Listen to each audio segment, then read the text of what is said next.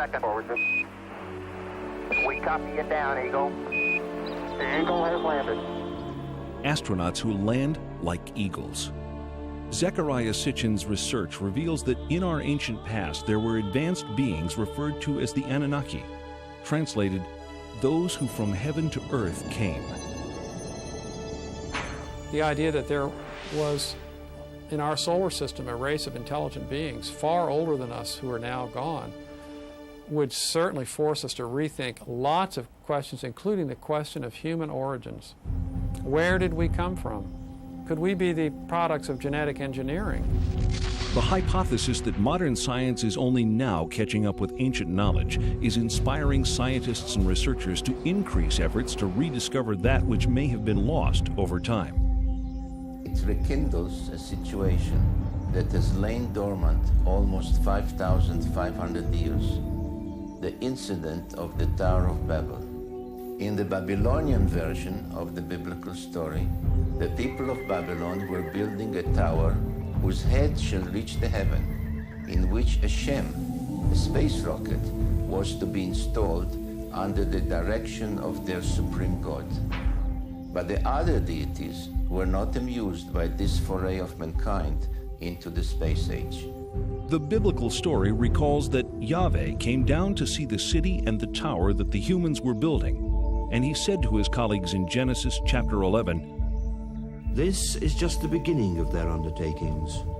From now on, anything that they shall scheme to do shall no longer be impossible for them. Come, let us go down and confuse their language so that they should not understand each other's speech." Thanks to the science of archaeology, experts now know that the first great civilization emerged almost 6,000 years ago. Older than the Greeks, older than the Mayans, older than the Incas. The people of this society were called Sumerians, after their land, Sumer, in the Great Plain between the Euphrates and Tigris rivers, today's Iraq. The book of Genesis calls the land Shinear. For generations, biblical scholars either ignore biblical references to ancient kingdoms or categorize these as legend or lore. Through the study of historical relics and the translation of ancient languages, many biblical researchers now believe that the previously questioned Old Testament references are indeed historically authentic accounts of flourishing, advanced cultures. If you study the Genesis document, God made Adam out of clay and then took Eve out of his rib, one of his ribs, etc. If you study this document, you discover that it is really a much shorter version of a much more complicated document that comes out of Babylonia and then out of Sumer and so on. Now, these ancient texts give a really complicated story of powerful, non-human, godlike beings actually engineering us, making us for specific purposes. Zecharia Sitchin's investigation into these cultures brings him to this 6,000-year-old temple in an excavated area of the ancient city Erech. Until its discovery only 150 years ago, Erech was known only through passages in the Bible. The temple is dedicated to a female goddess named Inanni, also referred to in later times as Ishtar. Zecharia Sitchin. You can see here her features a little damaged. Her divinity was marked by the pair of horns that she had. She held a jar with the water of life, and she was surrounded as a decoration, but perhaps also symbolically, with a symbol that some refer to as entwined snakes, which was the symbol of science in those days, 6,000 years ago. Some find in it a precursor of the Egyptian Ankh, which was the symbol of life and creation.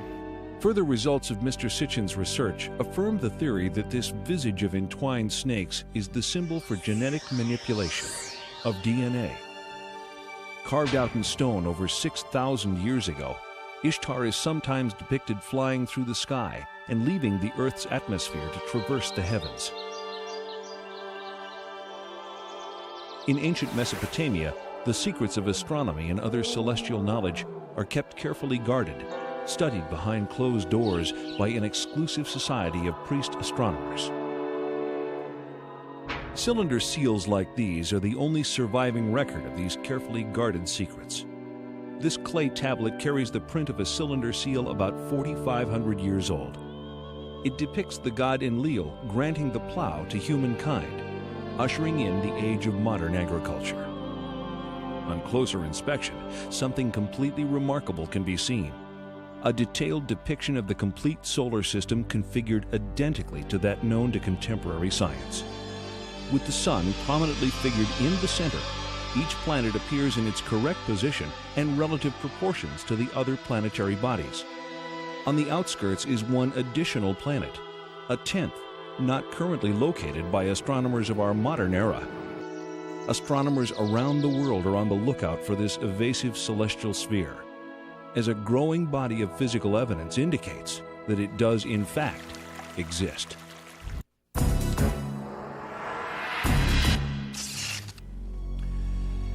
History records the discovery of the planet Pluto as February 18, 1930, by astronomer Clyde Tombaugh.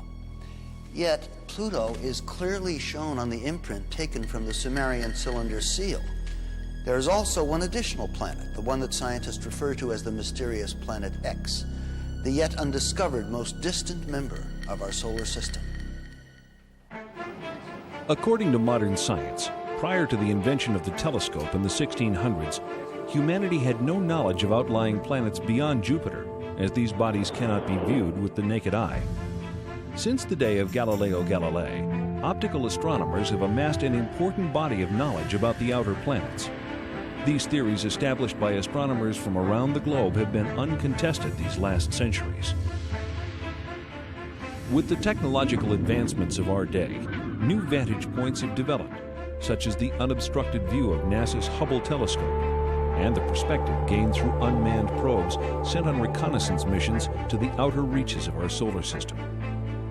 These breakthroughs in space exploration reveal many inaccuracies in earlier astronomical conclusions. On August 19, 1977, the American space probe Voyager 2 leaves Cape Canaveral on a several-year journey to the vicinity of this solar system's most distant planets. The Voyager's discoveries challenge many of astronomy's recent conclusions, while fully corroborating ancient knowledge. For the first time, we see images of Uranus. Astonishingly, it is exactly as the Sumerians report in their 6,000-year-old description. Though they have no telescopes that we know of, the Sumerians characterize Uranus as Mash Sig, translated bright greenish. They also explain the unique planetary tilt of Uranus. According to the Sumerians, our solar system was invaded by a planetary body that caused collisions and disrupted the existing order. NASA scientists concur that a collision with a body the size of Earth, traveling at 40,000 miles per hour, could have caused both the orbital skew of Uranus and the devastation apparent from the planet's surface scarring. Its neighbor Neptune was described as a blue-green planet by the Sumerians millennia ago, but science has only confirmed this fact during the past few decades. The Sumerians named and listed all of the planets in our solar system. Their documented list of these planets is tangible evidence that in at least one respect, modern man is on a path of rediscovery.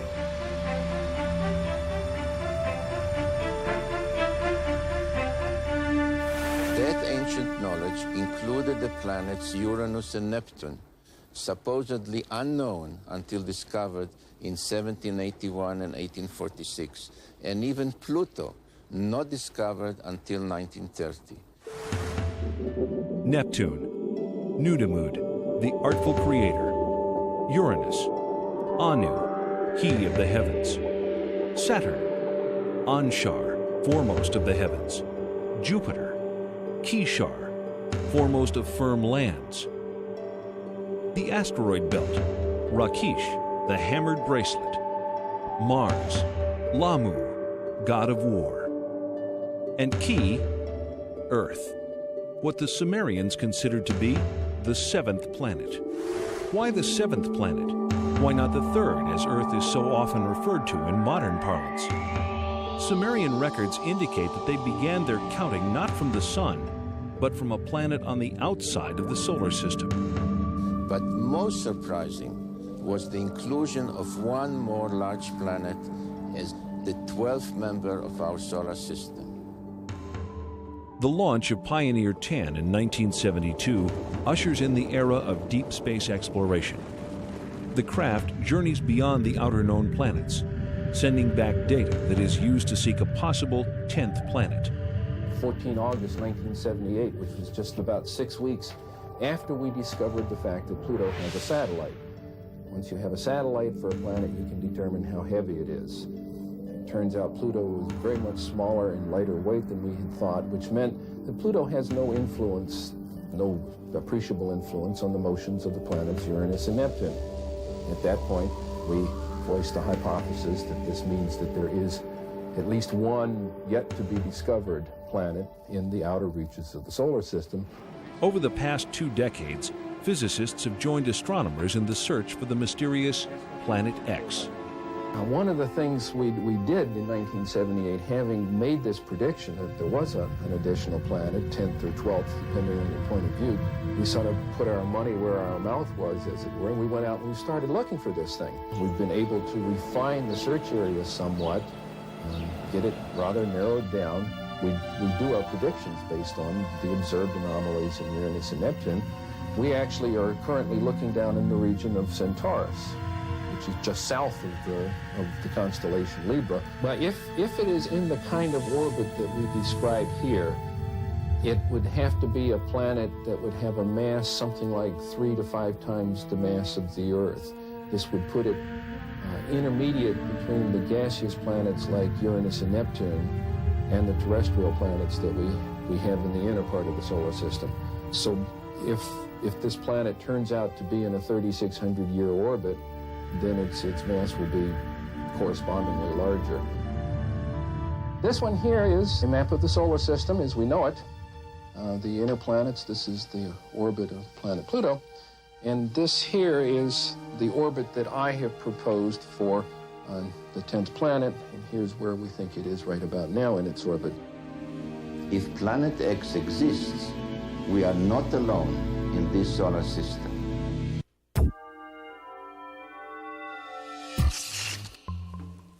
Earth, the 7th planet. The sacred number 7, 7 days in the week, 7 days of Genesis, 7 tablets of creation. A case can be made for historical coincidence, but to Zecharia Sitchin, this kind of numeric repetition points to more than just legend. Whichever way you look at it, the facts about this 10th planet are nothing less than astonishing. The story of this planet, as told by the Sumerians on their 7 tablets of creation, begins 4 billion years ago, when our solar system was much younger and our own planet Earth did not yet exist. The surviving historical records of the Sumerians reveal the story of an intruder planet, Nibiru, which appeared out of deep space, drawn into the center of our solar system by the planetary pull of Neptune, Uranus, Saturn, and Jupiter. On an opposing orbital path with the 7th planet, a planet referred to in Sumerian records as Tiamat, Nibiru's new orbit around the Sun placed the 2 planets on a collision course. Sumerian cosmogony answers many puzzles that still baffle modern science. Central to it was the tale of a celestial collision and knowledge of a solar system with 12 members. As they draw near, one of the satellites of Nibiru crashes into Tiamat, cracking the planet. Subsequent collisions smash half of Tiamat completely, breaking the pieces into what develops mostly into the asteroid belt. This is referred to in the Bible and Sumerian text as the firmament. The other half of Tiamat becomes Earth. The Earth is thrust into a new orbital position, carrying with it Tiamat's main satellite, our moon. Nibiru, the intruder, is cast into a permanent clockwise solar orbit, returning to Earth's neighborhood once each 3,600 years, forever becoming the 12th member of our solar system. This tale of creation echoed through all the ancient cultures, becoming part of the scientific knowledge that we find in the Old Testament, in the creation story of Genesis. In the aftermath of the collision, the biblical creator Elohim proclaims, "Let the waters under the heaven be gathered together into one place, and let the dry land appear." And it was so. And Elohim called the dry land earth, and the gathering together of the waters he called seas. If Earth is the orbital remains of a planetary collision, scientists believe that the most obvious place to look for planetary scarring is 7 miles below the surface of the Pacific Ocean.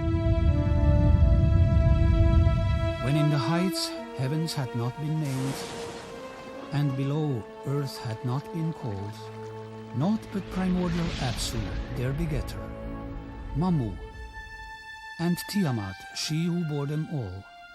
Their waters were mingled together. 2 planets mingled together.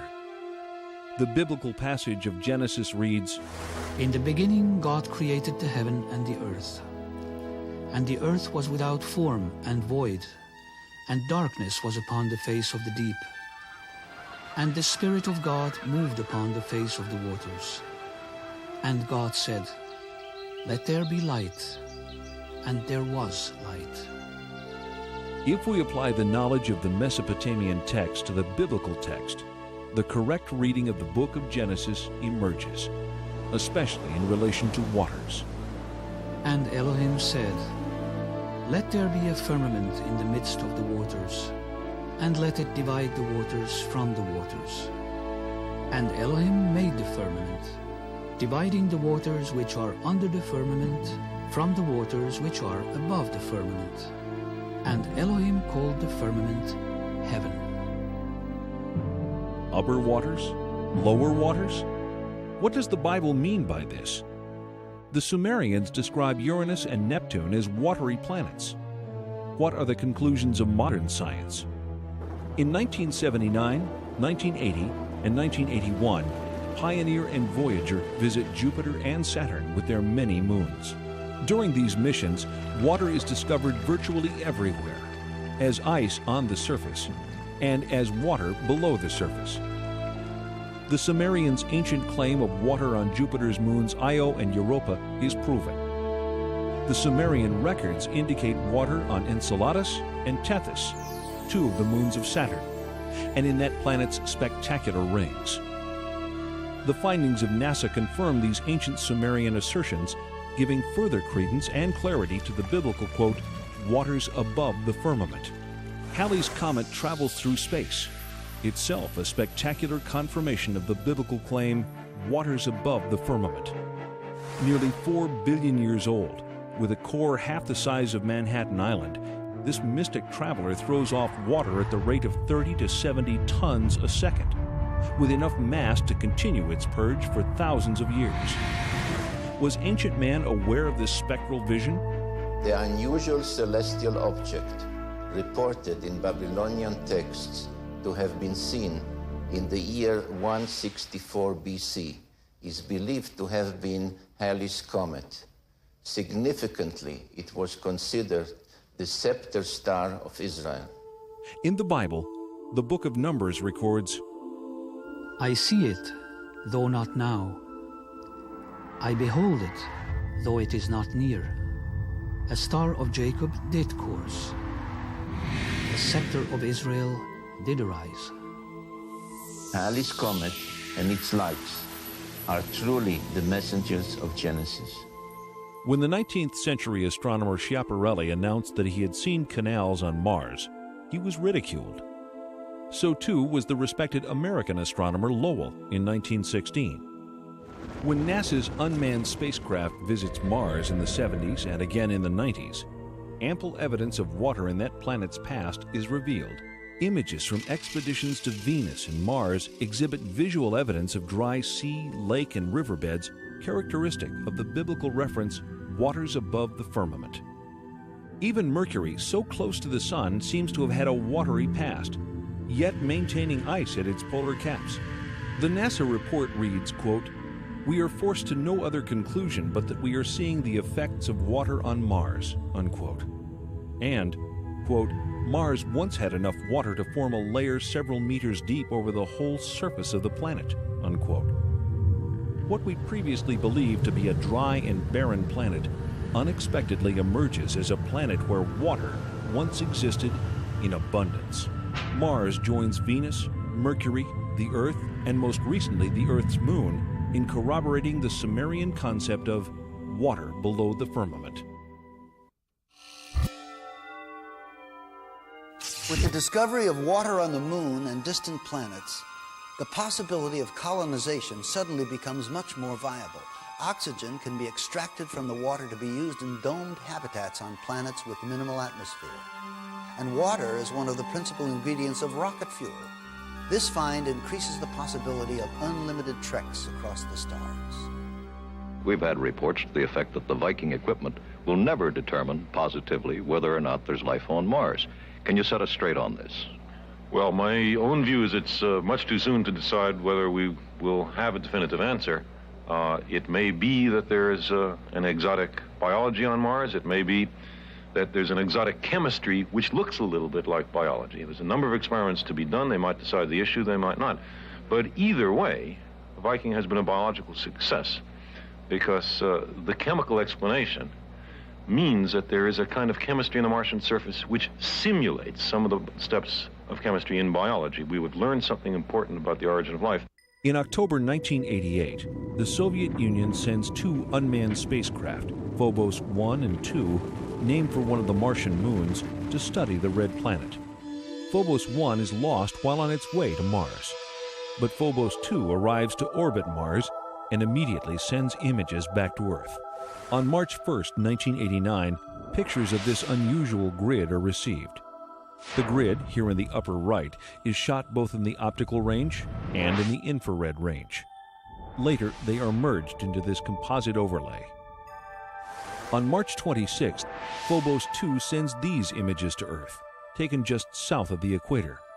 An unexplained elliptical shape appears. This shadow actually appeared all of a sudden. Why am I calling it a shadow? Because you can see things through it. This elliptical shadow, then, is it in Mars' atmosphere or on the planet's surface? One thing is for sure. This something is not positioned horizontally. Well, to me it looks like a rocket taking off from the surface of Mars and leaving a trail behind. Well, if you'd want to fantasize, it could be interpreted that way too. Now we think we ought to look at the real circumstances that have caused that trail, even though they haven't yet been fully clarified. That's more likely to be the shadow of some object, since surface elements can be seen through it. How long will it take to process all of the information to get more or less objective scientific results, rather than fantastic ones? Come back in a week. 1 week later, no details are given. Then, unexpectedly, this report. Last year, the Soviets launched 2 spacecraft to the planet, both named after the Martian moon, Phobos. Their mission was to photograph Mars and land probes on its moon. One was accidentally switched off by a mission operator. But the second reached Mars and transmitted pictures that are still puzzling Soviet scientists. As it swung over the equator, it took pictures from a height of 6,000 kilometers. This is an infrared photograph. It shows differences in temperature. The dark patches are colder. This section covers 600 kilometers. It shows objects down to the size of 2 kilometers. It's the most detailed infrared picture of the planet's surface. We have some very, very thin lines on the surface of Mars in the infrared, which means it's heat. It's not visible, it's heat. You could see it through clouds if you wanted to. These have a resolution, these have a width, I would guess, of 3 or 4 kilometers wide. Now, in answer to the question of what it is, I certainly don't know, and the Russians aren't telling us. Scientists are also puzzled by this shadow pictured on the surface of Mars by both optical and heat-seeking cameras. They're convinced it's a shadow because they can see objects on the surface beneath. But a shadow of what? Finally, there's the mystery of the vanishing spacecraft. The Russians have yet to release the last picture transmitted by Phobos before it lost contact with ground control. But the Russians have said that it shows an object coming towards the spacecraft, an object which, in their words, should not have been there. The spacecraft was circling Mars, coming into the same orbit as the moons of Mars. and the last picture, they got halfway through it, and they saw something there which shouldn't be there. Professor Kapitsa makes the joke that it's Martian people. British scientists will be able to judge for themselves when the Soviets bring their pictures to a conference at Exeter next month. Because, of course, there must be a sensible explanation, mustn't there? The Russians do not bring any pictures to the Exeter conference. How does the Russian Space Agency explain the spacecraft's destruction or disappearance? It does take a minimum of precision criteria to obtain on the image these spots, which some would like to call flying saucers, that appeared within the visual field of the infrared range. It must be pointed out that the flying saucer version is not ours. Actually, at first we were saying that there was no flying saucer, that surely all that we saw could be explained in understandable, natural and physical terms. One possibility could easily be that a small meteorite, a small bit of rock, was in the same orbit of Phobos and hit it. In an exclusive interview conducted in October 1990 in Moscow, Professor Lev Mukhin of the Soviet Space Research Institute discredits the meteorite theory. There were attempts to hypothesize that there had been a collision between the space probe, which was then orbiting Mars in alignment with the orbit of Mars' moonlet, and strands of dust surrounding the moon Phobos itself. But some fairly accurate computations made by several organizations, and by our institute as well, have shown that this assumption is totally baseless. If not meteorite or debris, then what could possibly explain the mishap? A long silence follows. Then in December 1991, Marina Popovich, former cosmonaut trainee and retired Air Force colonel, holds a surprise press conference at the Russian consulate in San Francisco. She unearths the mysterious last photograph taken by Phobos. There is a strange shape in the foreground. Colonel Popovich refers to this as an unidentified flying object, a UFO. The object is juxtaposed against what appears to be the planet's tiny moonlet, Phobos, for which the craft is named. But how is the mysterious shadow explained? The Russians say it is a shadow of some object on or just above the Martian surface. Upon further examination in April 1992, when all of the related photographs are compared side by side, scientists reach the conclusion that the shadow is actually moving. If Mars was indeed the site of a space base in antiquity, could the failure of these Soviet space missions be attributed to some sort of alien intervention? Could the ancient space base have been reactivated? So the mystery remains. What caused the spacecraft to destabilize? Was it a malfunction? Or was there an outside cause, perhaps an impact? The question that arises is indeed a simple one. Was the spacecraft Phobos 2 hit by something that put it out of commission?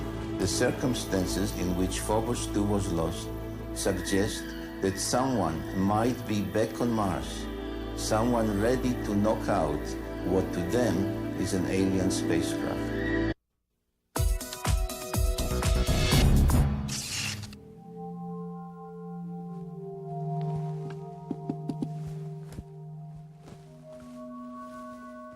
Was Phobos deactivated by intelligent beings wishing to protect themselves from outsiders? Or perhaps there's some other more conventional explanation? We may never know. But indulging the possibilities of otherworldly visitors in the present will help us acclimate to their differences if and when they finally do come calling. The question remains, how would we as a culture respond to incontrovertible evidence of a species of beings that not only preceded our own but actually engineered mankind? Of all the elusive mysteries, the greatest is the riddle of life itself. How did it begin? From what corner of the universe did the first emanations of existence arise?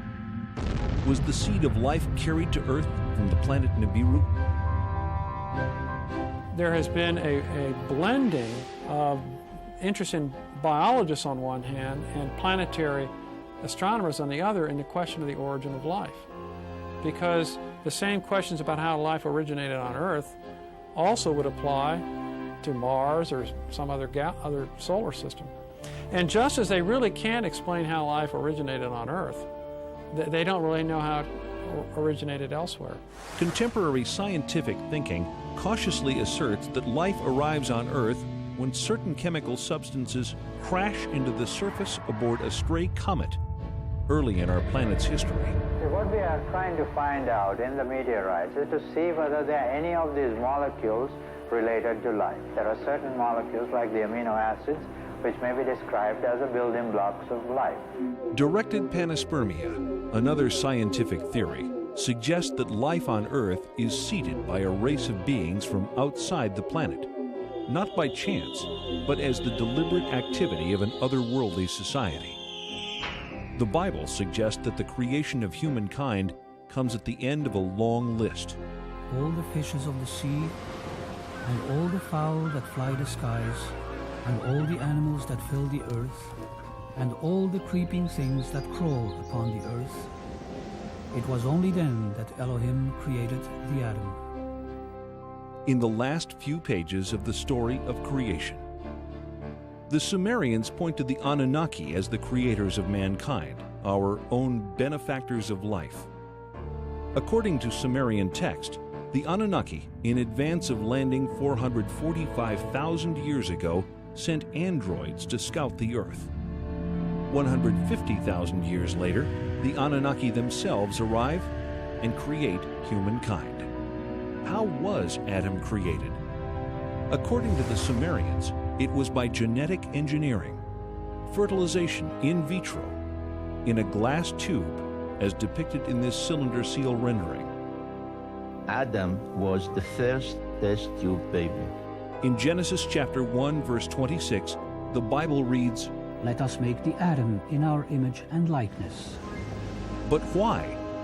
Sumerian documentation suggests the Anunnaki create humanity to assist in mining African gold that they need to save the dwindling atmosphere of their home planet, Nibiru. Judaism, Christianity, and Islam, the three great Western traditions, religious traditions, are all founded on the idea that there's something special about human beings. We didn't arrive here accidentally, so we're not just some consequence of billions of years of pointless accidental permutations of life forms. No, we were created in the image of God. The creation really is about the process of our salvation. Now, what if it were the case that there were creatures both technologically more advanced than us, older than us in terms of their civilization, and maybe even more intelligent than us, and more spiritually advanced, if we could imagine that? Then would this cause the creation story to collapse and leaving, literally billions of people on the planet totally confused about the meaning of life? The Bible relates an incident of mankind overstepping the bounds of the Anunnaki when the Babylonians attempt to reach the gods by building an enormous launch pad in the archetypal story of the Great Tower of Babel. What is the target of their efforts? According to Zecharia Sitchin, it is our neighboring planet Mars, home of the Anunnaki's way station en route to Earth. The Sumerian tablets refer to the station planet Mars as the traveler's ship. I've taken it to mean that it was at Mars that the Anunnaki from Nibiru transferred to smaller spacecraft to reach Earth orbiting stations. Not once every 3,600 years, but on a more frequent schedule. Mesopotamian archives identify the 12 members of our solar system with specific symbols. Some, like Mars, Earth, and Venus, are indicated numerically on this ancient stela.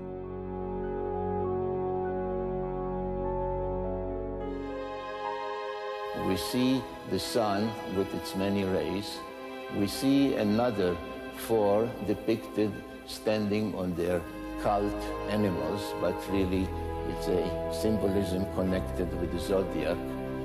We see the moon, and we see the earth symbolized by the 7 dots, which indicated the position of the earth from the outer limits of the solar system, counting or coming in inwards by somebody flying into from outer space.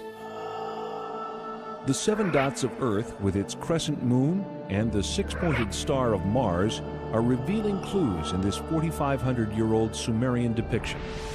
2 figures stand on either side of a craft.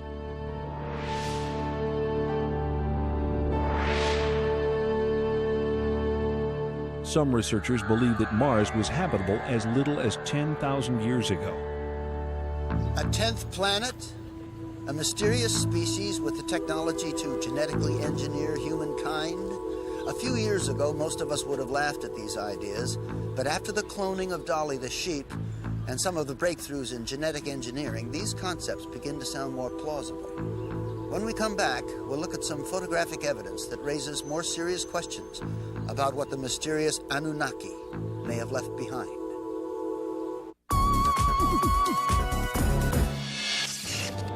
When the United States launches the Mariner and Viking spacecraft to explore Mars in the 60s and 70s, enigmatic structures resembling those on Earth are photographed. This is a feature on Mars that NASA nicknames the Inca City. Here we see it compared with Sacsayhuaman, Peru. These are lines on the Mars surface. These are the Nazca lines in Peru.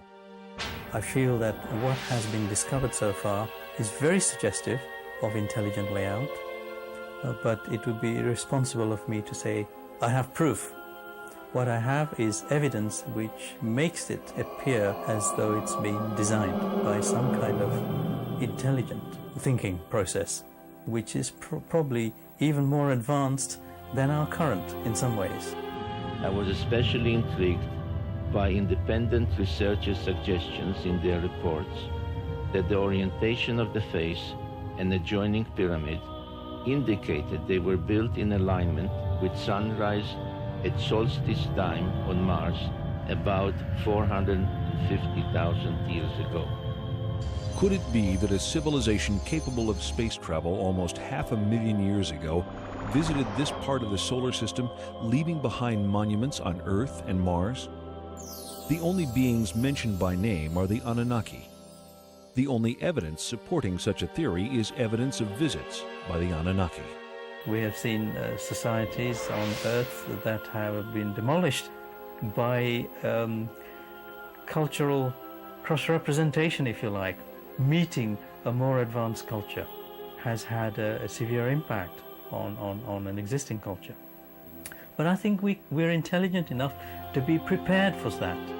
Our civilization is technologically able to venture out into deep space on scientific quests of discovery. Can anyone then deny the possibility that members from a technologically more advanced world may have visited our solar system thousands of years ago? Thanks to the work of Zecharia Sitchin and others like him, we know more than we ever have about ancient cultures and the life that came before.